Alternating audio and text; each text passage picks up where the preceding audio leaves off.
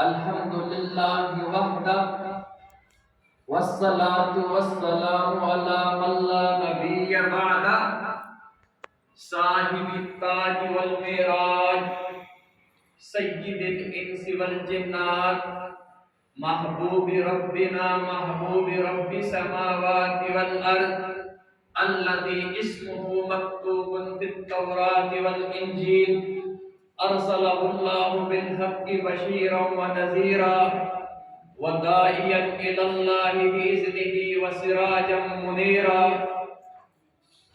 قال الله تبارك وتعالى في القرآن المجيد والفرقان الحميد ألا بذكر الله تطمئن القلوب قال الله تبارك وتعالى في مقام آخر ألا إن أولياء الله لا خوف عليهم ولا هم يحزنون قال النبي صلى الله عليه وسلم من قال لا إله إلا الله دخل الجنة أو كما قال عليه الصلاة والسلام قال النبي صلى الله عليه وسلم في مقام آخر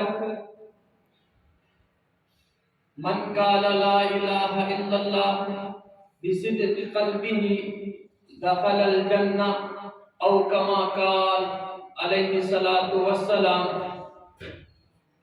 نہایت ہی قابل احترام بھائیوں، دوستوں، بزرگوں، نوجوان ساتھیوں، سننے والی اسلامی ماؤں بہنوں،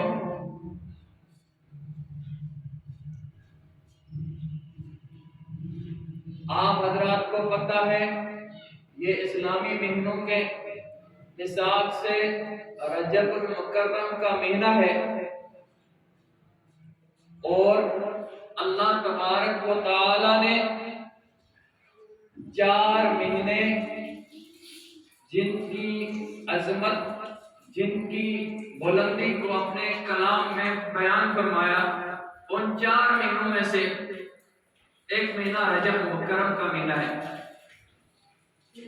جن کو اشہر الحرم کہتے ہیں۔ قرآن پاک میں اشہر الحرم کا، ان میں ایک رجب کا مہینہ، حرمت والا مہینہ، اور یہ اتنا مکرم اور محترم مہینے ہیں، اسلام سے پہلے بھی زمانہ جاہلیت میں لوگ ان کو مکرم اور محترم سمجھتے تھے، اور اسلام لانے کے بعد بھی اللہ تبارک و تعالیٰ نے ان کی عظمت کو قرآن پاک میں بیان فرمایا۔ تو ان میں سے ایک مہینہ رجب المکرم کا۔ تو بہرحال قرآن پاک کی 2 آیات مبارکہ اور جناب نبی کریم صلی اللہ علیہ وسلم کے اقوال آپ حضرات کے سامنے ذکر فرمائے۔ اللہ تبارک و تعالی قرآن پاک کی ان آیات میں قیامت تک آنے والے انسانوں کے لیے خطاب فرما رہے ہیں، کیونکہ ہمارا عقیدہ ہے جناب نبی کریم صلی اللہ علیہ وسلم اللہ کے آخری نبی ہے، اور آپ کے بعد اب قیامت تک کسی نبی نے آنا نہیں ہے، اور جس کا یہ عقیدہ نہیں ہے وہ اسلام سے خارج ہے۔ اسی طرح قرآن پاک اللہ کی آخری کتاب ہے، قیامت تک امت کی اصلاح کے لیے کسی اور کتاب نے آنا نہیں ہے۔ اسی طرح یہ امت محمدی صلی اللہ علیہ وسلم آخری امہ ہے، قیامت تک کسی اور امت نے آنا نہیں ہے۔ جو جناب نبی کریم صلی اللہ علیہ وسلم کی ذات گرامی کو آخری نبی تصور نہیں کرتا وہ دائرہ اسلام سے خارج ہے۔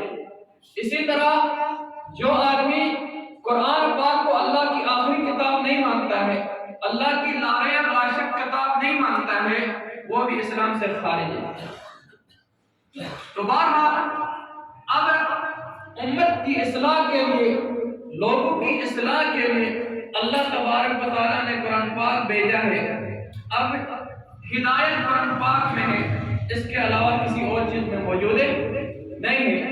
اس سے پہلے سیدنا آدم علیہ السلام سے لے کے سیدنا عیسیٰ علیہ السلام تک اللہ تبارک و تعالیٰ نے 1.25 انبیاء علیہ السلام بھیجا، اور ان انبیاء کو ایک وقت کے لیے، ایک مخصوص طبقے کے لیے، ایک زمانے کے لیے، ایک بستی کے لیے اللہ تبارک و تعالیٰ نے بھیجا۔ اور جناب نبی کریم صلی اللہ علیہ وسلم کی ذات گرامی اب قیامت تک تمام انسانوں کے لیے، کائنات میں بسنے والوں کے لیے آپ کی ذات گرامی آخری نبی ہے، اس کے بھی قابل کامیاب کبھی بھی نہیں ہو سکتا ہے۔ بہرحال قرآن پاک کی ایک آیات مبارکہ آپ حضرات کے سامنے میں نے عرض کیا، اللہ تبارک و تعالی پوری کائنات میں بسنے والے انسانوں کے لیے ایک پیغام دے رہے ہیں۔ اگر دیکھا جائے آج کل کے اس پرفتن دور میں، اس آزمائشی دور میں، اس مشکل ترین دور میں، قرآن پاک کی یہ آیات میں اور آپ کے لیے ہدایت کا چشمہ ہے، میرے اور آپ کے لیے ہدایت اس آیت مبارکہ میں ہے۔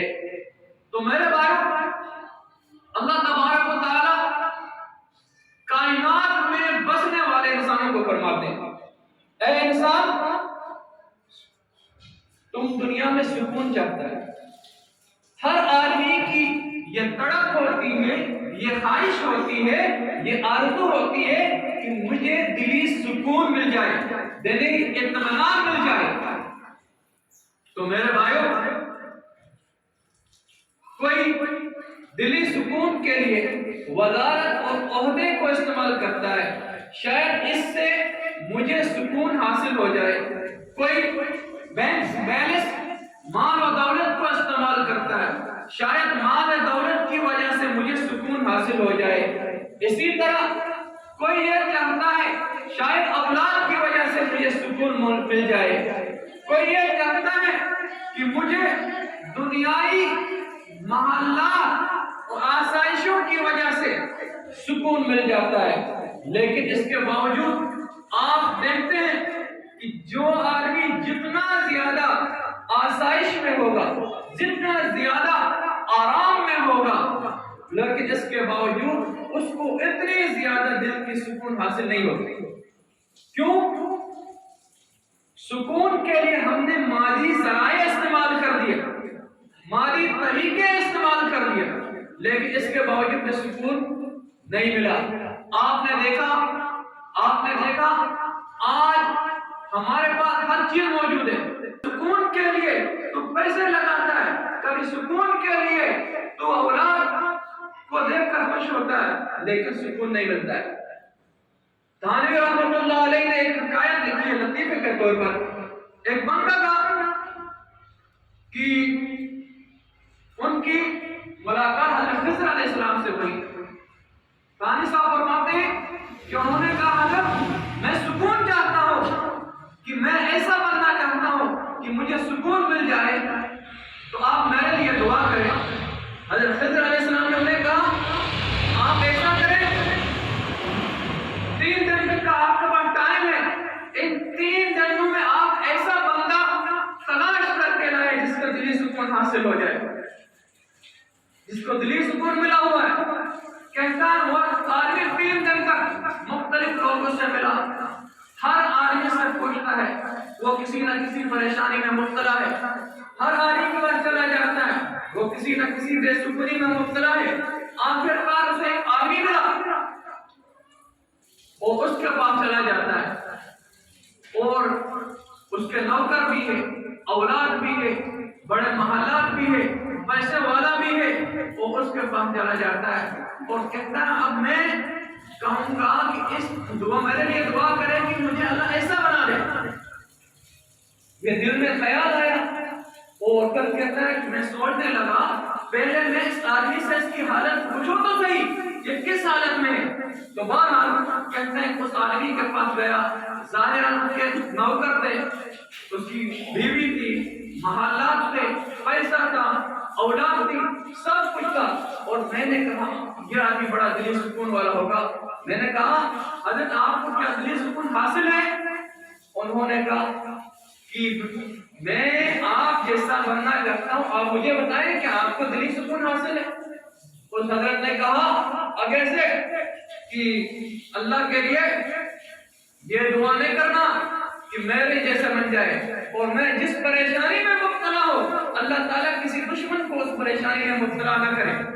کہتے ہیں کہ آخر وجہ کیا ہے؟ آپ کے پاس اولاد بھی موجود ہے، آپ کے پاس کار کوٹھی بنگلہ پیسے بھی موجود ہے، نوکر چاکر بھی موجود ہے، لیکن آپ کہتے ہیں کہ میری جو حالت ہے وہ دشمن کو بھی اللہ تعالیٰ نصیب نہ کرے۔ وجہ کیا ہے؟ فرماتے ہیں میں نے پوچھا وجہ کیا؟ وجہ تو بتا تو صحیح۔ بظاہر آپ کو شکر نظر آ رہے، عیاشی میں رنج نظر آ رہے، تو آدمی کہنے لگا ایک دن میری گھر والی بیمار ہو گئی اور اس بیماری میں میری اس سے حد تک محبت تھی، انتہا کو محبت تھی۔ میں نے کہا آپ فوت ہو جاؤ گی تو میں بھی زندہ رہنا پسند نہیں کرتا۔ اس عورت نے کہا حضرت یہ تو کبھی بھی نہیں ہو سکتا۔ عورت فوت ہو جاتی، مرد فوراً عرصے کے بعد بھول جاتا ہے اور شادی کرنے لگ جاتے ہیں۔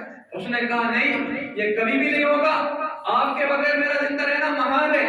اس نے ایسا کر دیا، اپنی شرمگاہ کو کاٹ ڈالا۔ کاٹنے کے بعد اللہ نے اس عورت کو ٹھیک کر دیا۔ وہ عورت ٹھیک ہو گئی اور کہنے لگا، رونے لگا اب عورت ٹھیک ہے، یہ اولاد بظاہر تو میری ہے لیکن میری نہیں، نوکر چاکر کی ہے، کیونکہ میں نے دنیا میں اس پریشانی کو خود مول لیا ہے۔ میرے اندر وہ سکون نہیں ہے جو آپ کو نظر آتا ہے، یہ میرا جو اولاد نظر آ رہی ہے میری اولاد حقیقی نہیں ہے، میرے نوکر چوکر کی اولاد ہے، اس لیے میں نے اپنی شرمگاہ کو جس سے اولاد اللہ تعالیٰ پیدا کرتا ہے اس کو کاٹ ڈالا۔ بہرحال تو انسان کیا کرتا ہے؟